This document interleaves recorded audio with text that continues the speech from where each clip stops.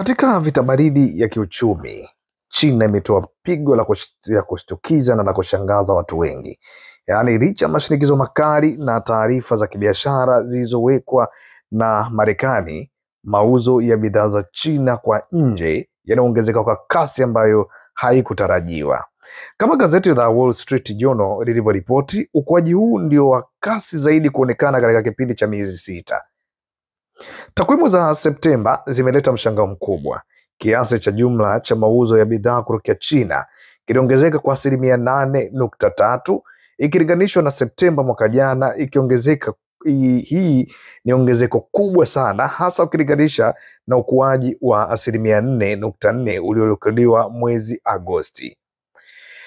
Je, siri ya mafanikio haya ni nini? Inaonekana China imefanikiwa kuigeuza vita hii ya kibiashara kwa fursa ya kufanya mabadiliko makubwa ya kimkakati.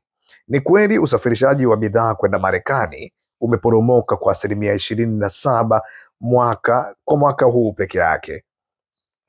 Hii inaendeleza kushuka kwa mauzo kulikoanza mwezi Aprili, na inaonyesha wazi athari za tariffs za Marekani ama kodi na tozo ambazo Marekani imeziweka. Lakini China imekuwa na mkakati wa B. Baada ya kuzingatia Marekani imejielekeza kwenye masoko mengine makubwa. Umoja wa Ulaya, yani European Union, mauzo ya bidhaa kwenda Umoja wa Ulaya, mshirika wa pili kwa ukubwa wa kibiashara na China, yaliongezeka kwa 14.2. Hii ndio kasi ya ukuaji mkubwa zaidi katika kipindi cha zaidi ya miaka mitatu. Nchi za ASEAN, usafirishaji wa bidhaa kwa nchi za kusini mashariki mwa Asia, yaani ASEAN, ulipanda kwa 15.6. China imehamisha bidhaa zake kwa mafanikio makubwa zaidi, ikionyesha uwezo wake wa kukabiliana na mabadiliko ya kisoko na kufungua njia mpya za kibiashara kwa kasi ya ajabu.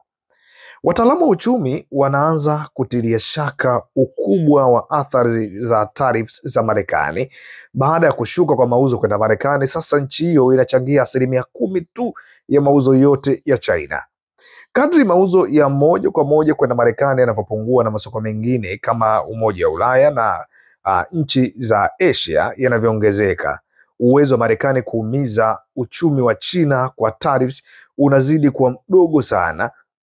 China inabadilisha mtandao wake wa biashara kwa kasi ya umeme na inathibitisha kwamba haitegemei soko moja tu.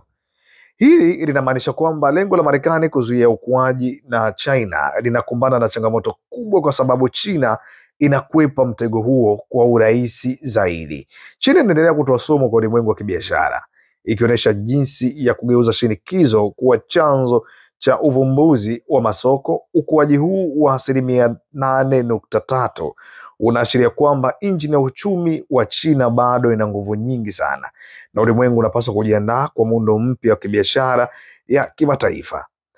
Sasa, je, Marekani itarekebisha mkakati wake wa tariffs au China itaendelea kupata masoko mengine mapya kwa kasi hii?